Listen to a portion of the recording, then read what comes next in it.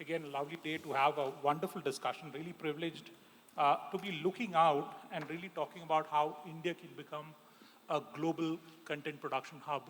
And that, I think, kudos to IMI for choosing a topic like that, because we produce a lot of content ourselves.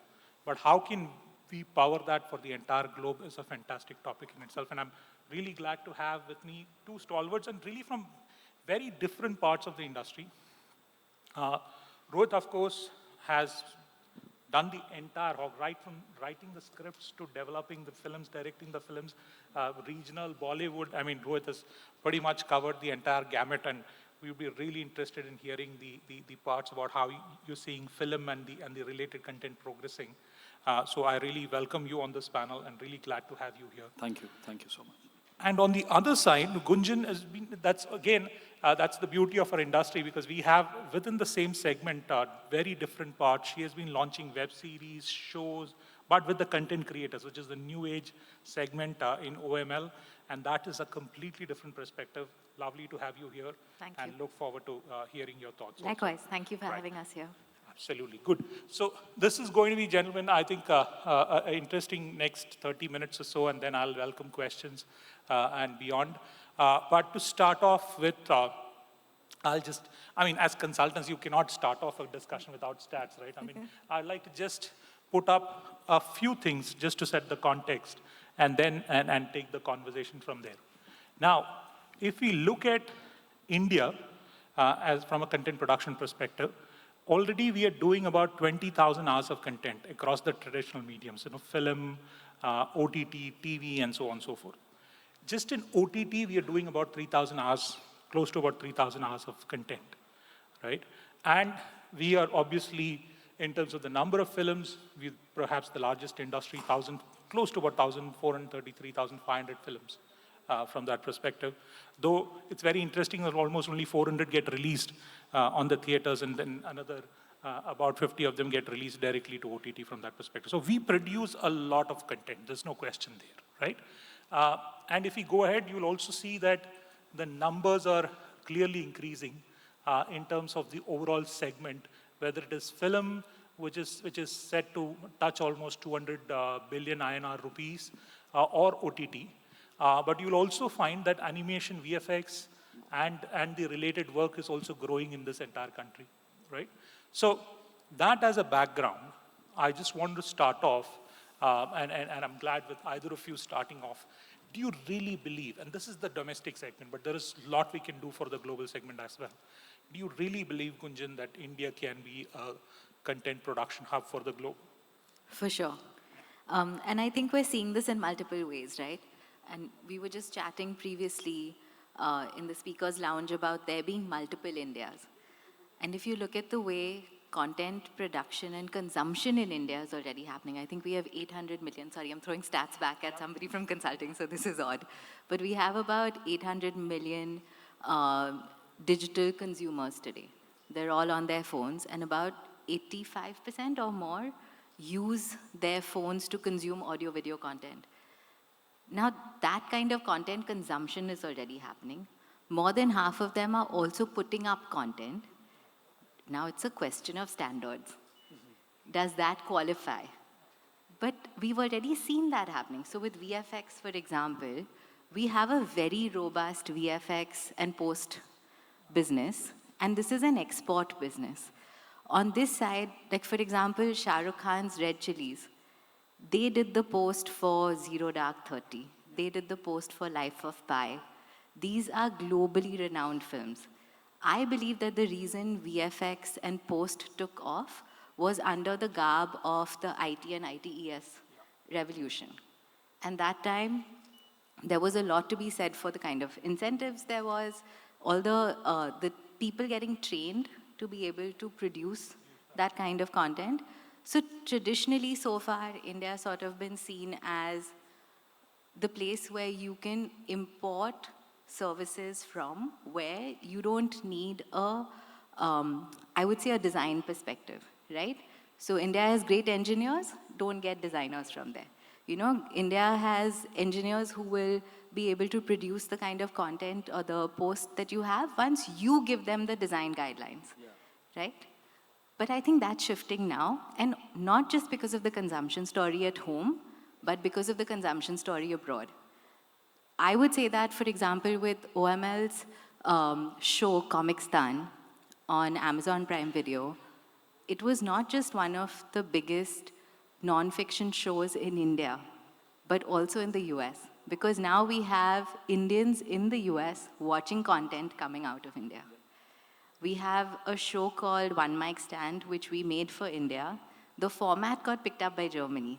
So now India is no longer importing formats, but also exporting formats. And I think that is happening. And of course, thanks to the internet, there is a homogenization of what is expected in terms of sensibilities. But I think that is the time for that is now. Wow. Few very wonderful points. I think, first of all, it just hit me when you said 800 million guys consuming content, but half of them are producing content, Yes. right? And that's awesome, right?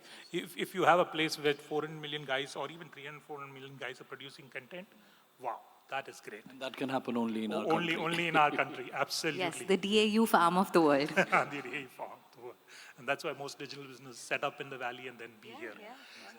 The other thing that you said, equally interesting, is that the web series are crossing over. Not only the formats are being picked up, the audiences across the globe.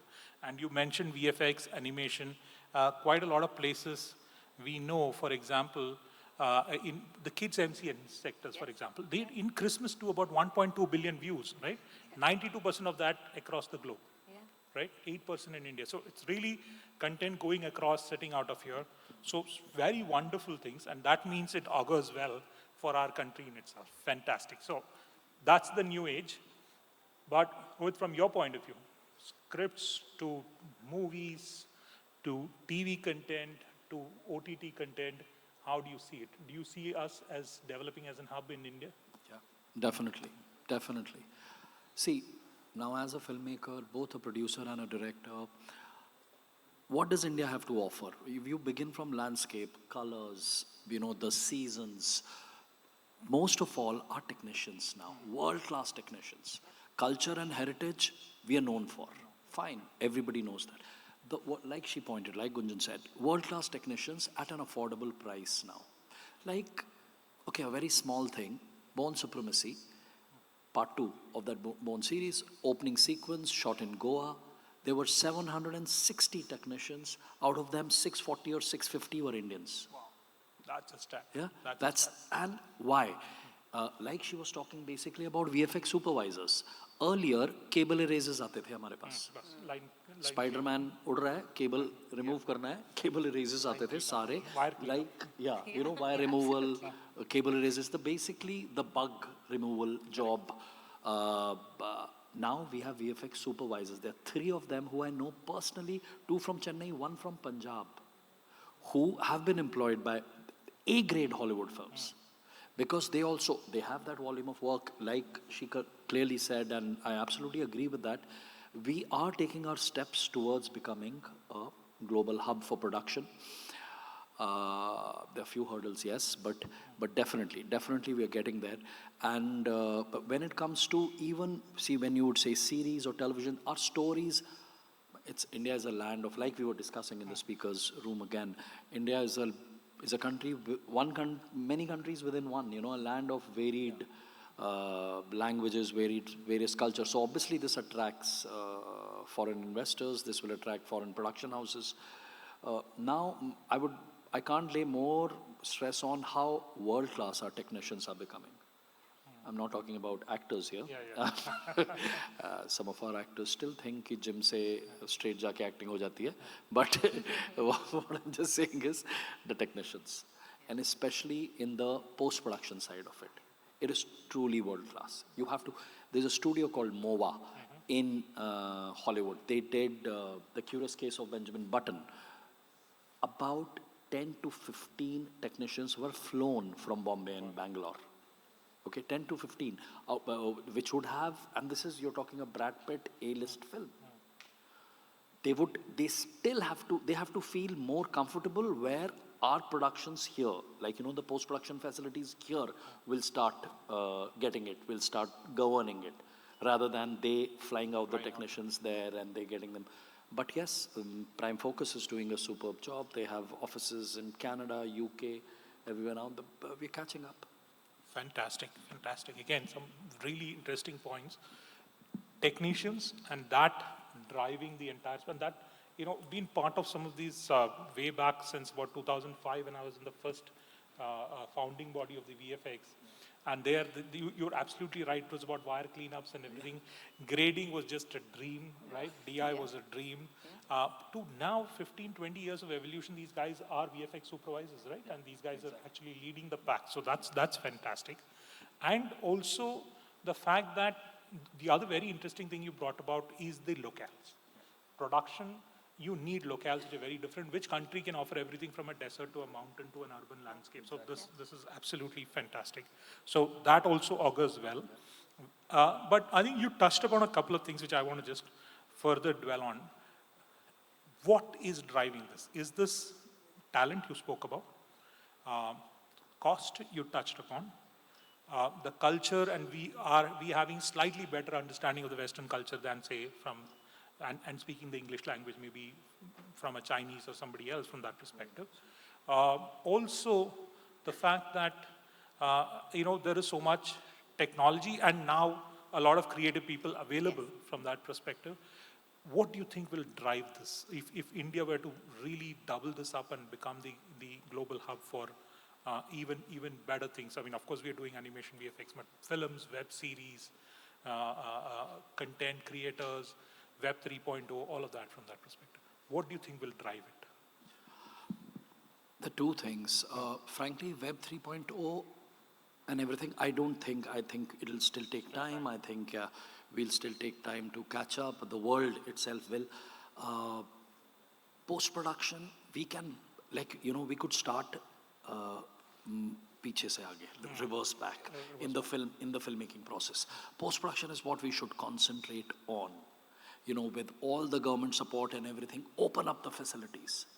Let us become, so there was a time when Korea was becoming, Japan was becoming, they had films like The Host and everything, where they were creating their own sea monsters. I mean, I'm saying we can do that. We can do that. We really have, Mr. Rajamouli is proving it all the way, but I'm just saying we really have the technical know-how. With the right kind of support, right kind of monies being pumped in, studios being avant-garde, and we really can. Our biggest advantage is technical know-how at a cost-effective, in a cost-effective manner. Before I come to you, Gunjan, I just want to stay with you, Rohit, for one more thing, because you're also a script writer, right? Yeah. Crossover scripts, something we have struggled. You mentioned RRR and Rajmouli, a few things which have crossed over, but really the scripts have struggled to cross over, even between regions in India. Yeah. So how do you see that coming through? And as a script writer or somebody who's started out there and become a director and a large producer now, on the script level, how do you think we can do crossovers? Yeah, it's a very interesting question. I often struggle with that because, when you have a book like Shantaram and you want to adapt it, I'm talking about the West looking at us, they still employ a Hollywood team and all those people and everything. I'm not saying that it can't happen or it's not happening.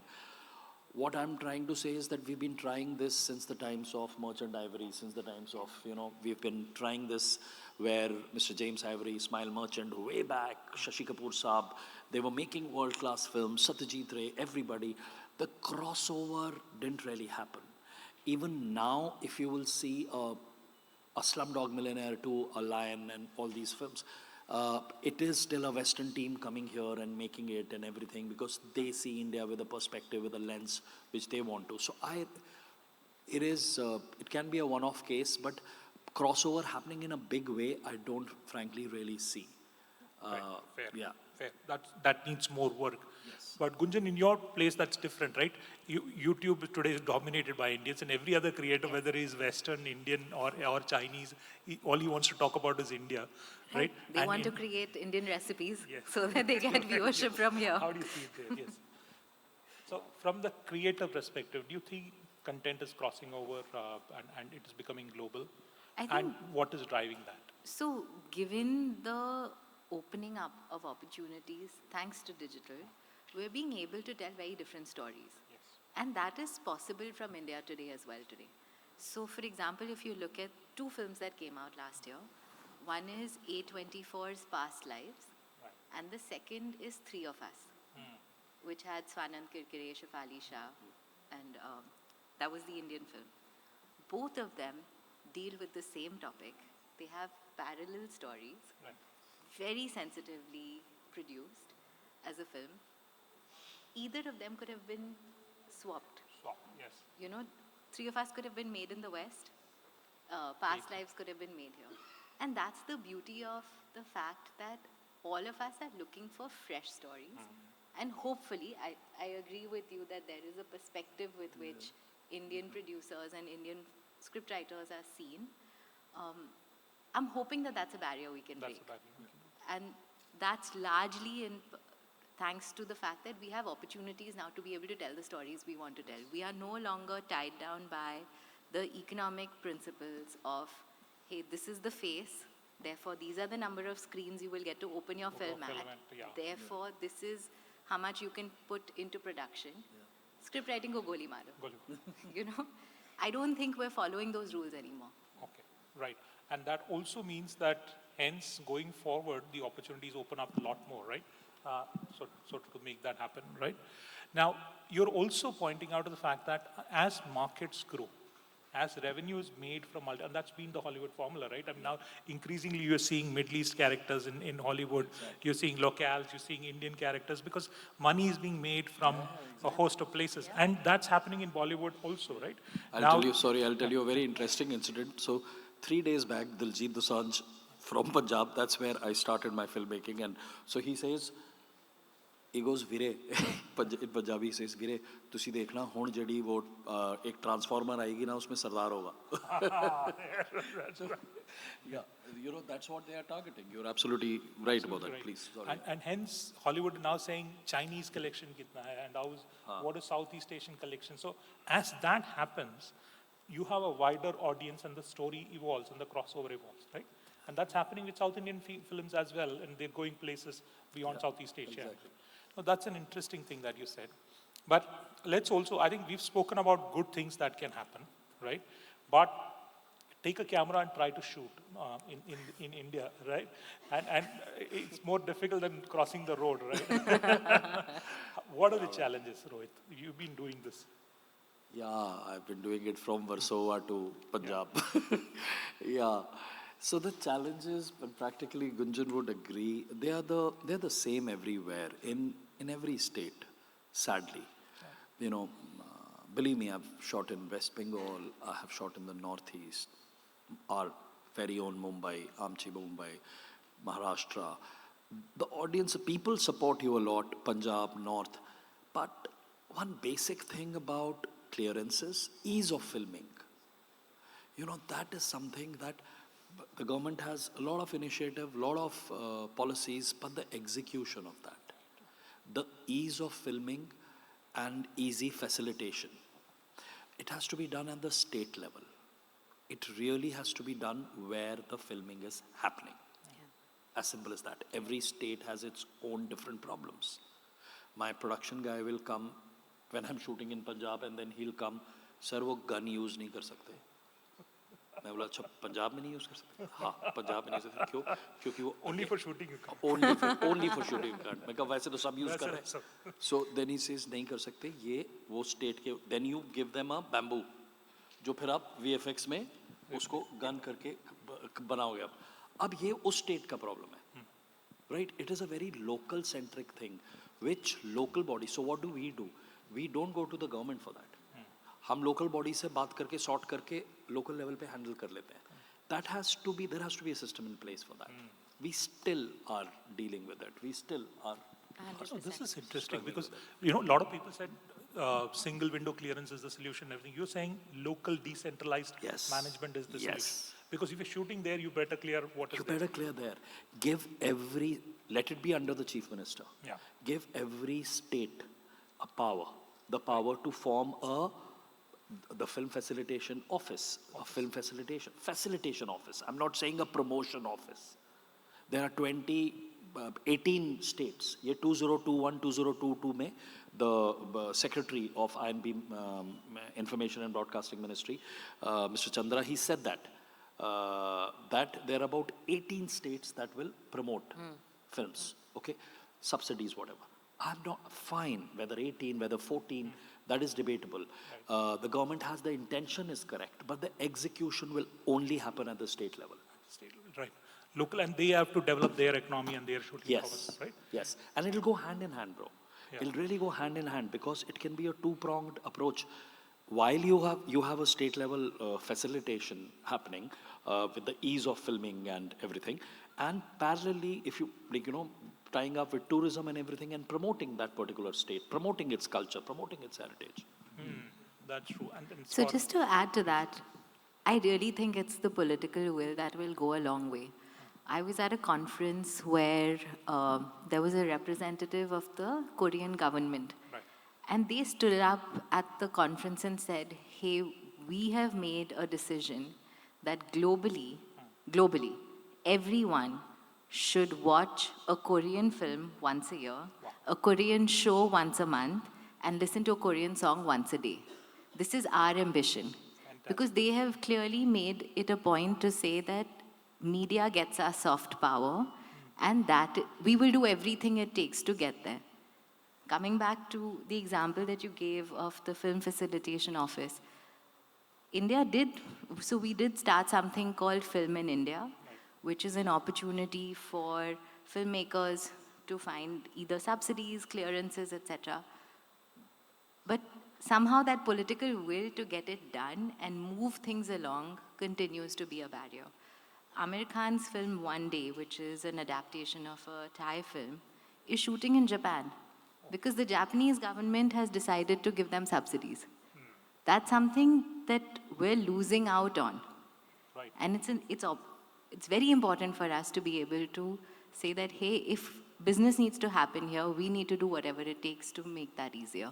That's again a very interesting point because when it comes to content production hubs, there is a lot of participation, A, from government, from clearances, B, the subsidy. I mean, Canada is a very good example.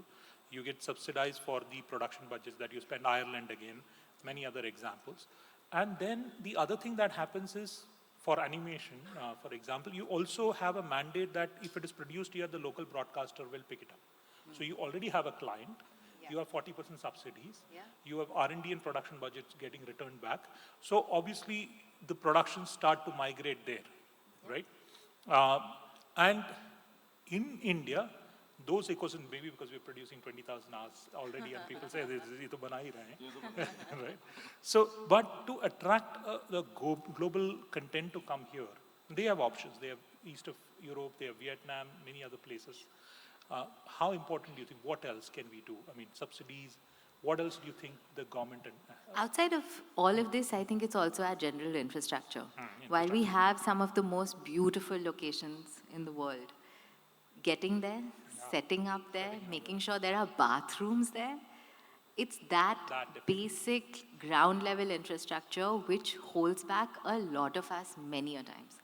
Because you're then paying for things that you wouldn't have to pay for had you gone to a more developed country where these things are already present. And that becomes cost of production, which is something that really hits a filmmaker. Very interesting, because again, in the east of India, we were in a state where they had identified about 24, 30 locations. And all of the locations, everything was beautiful. But the question was raised, how many hotels are there around it? And how many hours do you have to hike to get there? And then production becomes infeasible in that kind of location. So very interesting. So subsidies, but also access, and also availability of talent around that place. Right? Exactly. Technicians. Like I said, ease of filming and I'll just add to this and to what both Gunjan and you said. There is an MOU, like she was talking about the political will. She's absolutely right because, see, there is an MOU in place. Right. In principle, between information and broadcasting and NFDC and tourism, the tourism ministry. There is an MOU saying Cinema of India will be promoted as a sub-brand of Incredible India Oh, at the Goa Film Festival, the IFFI and everything that happens in Goa. That's a master stroke, but then executed now. execute. Now executed.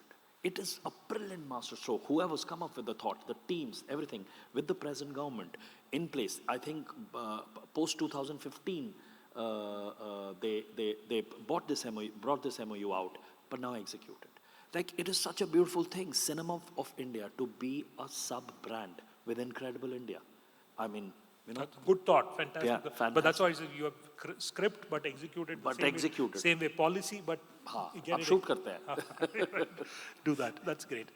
The other important part is actually capital funding coming into this place, right? We were talking about it going in. Still, I mean, I talk to financial investors and beyond. Production, they will just, lay their hands off. They will probably, fund some mustard seed farming somewhere and then technology stuff anywhere. But content production, I don't know. It's not what we did in Punjab. But why do you think financing the production houses, how important it is, and how important it is for content to get the right kind of capital? It is very important. It is, I mean, it'll be a dream come true if, the powers that be, they come together and they understand, even if it is, again, just going state-wise, okay, I'll tell you a very beautiful thing. While I was growing up, there is this beautiful Bengali novel by Rabindranath Tagore, which is Chokher Bali. I can't read Bengali. I read it as Aankh ki kirkiri. Okay, Aankh ki kirkiri. Now, just the sound of it is beautiful. What I'm trying to say is, now imagine if when I growing up in North, there was a body in place that would say that I can approach with a certain literature in a language, and if that literature is a national heritage, then I get certain funding to make a short film on it. It's still a dream for me too. I mean, there are great filmmakers in Bengal who've made that, but it's still a dream for me to make my version of Aankh Ki Kirkiri. Right. I don't know the culture very well. I don't understand, but I connect to the story. And that creative expression is not getting funded. Yes. Absolutely. Do you see it differently in the digital side? Is it easier? No, it's definitely No, not. it's not. But I can probably hazard a guess as to why funding isn't available for content production companies, and that is because so much of the outcomes are variable. Very binary it is. There is no way to know whether a certain production will do well. And that kind of guesswork is something that most business investors want to stay away from. Otherwise, of course, there are people like the venture capitalists that will put money in, a spray and pray form and say, hey, 1 out of the 20 will do well. If that funding we can access, we'd be the happiest. Because that is probably the success ratio on the film side as well. Let me ask you the other way around. So would you be okay as producers if somebody said that, give me a constant IRR over a slate, right? I know everything can't work, but let's have a certain IRR returns over a slate. Would that be Oh, absolutely. And there are ways to build models around it. So, for example, Reese Witherspoon, she acquired a book club. Right. Now, the book club comes with X number of readers that are reading through the material. So, she's reduced her involvement in terms of picking a script. Right? So, there is X number of women around the US, I think 50,000 women around the US, because it's also Reese Witherspoon's book club, who will read a book, I think every 2 weeks or every month. They will vote on it. Now, depending on how the book fares with her initial sample size of 50,000 women, she then acquires the script, the rights for the book, converts it into scripts and produces a film. She has a baked-in audience. She has distribution sorted. She's Reese Witherspoon. Her company, of course, got acquired for $900 million. That makes sense. Yeah. So I think there are models available. Unfortunately, we haven't been that creative on this side. On this side of the story. Still straight jacket, right? But straight out of the gym. But I think the last part, just want to gaze a bit on the future, because some of the audience would really be disappointed if we didn't talk about some of the stuff which is really in the fringes. Dubbing now is with AI seamlessly. I know 70-80% accuracy improving, but suddenly I'm seeing 15 different languages, the same video, voice dubbed, right? Not just the subtitles. Yeah. There is also on the fringes, I don't know how ethical, not ethical, visual dubbing. So if some actor is speaking, the lip sync is moved according to the language, so it doesn't look like he's speaking something, the sound is something. All of these things suddenly are now going to blur the boundaries of content going from A geography to B geography, right? And people could see it as their own native content, if not the native actors. What is the impact of some of these new things that are coming in the market? Impact, you mean Will, creative? will this really help grow the production and also India becoming a production hub from that perspective? Yes, for sure.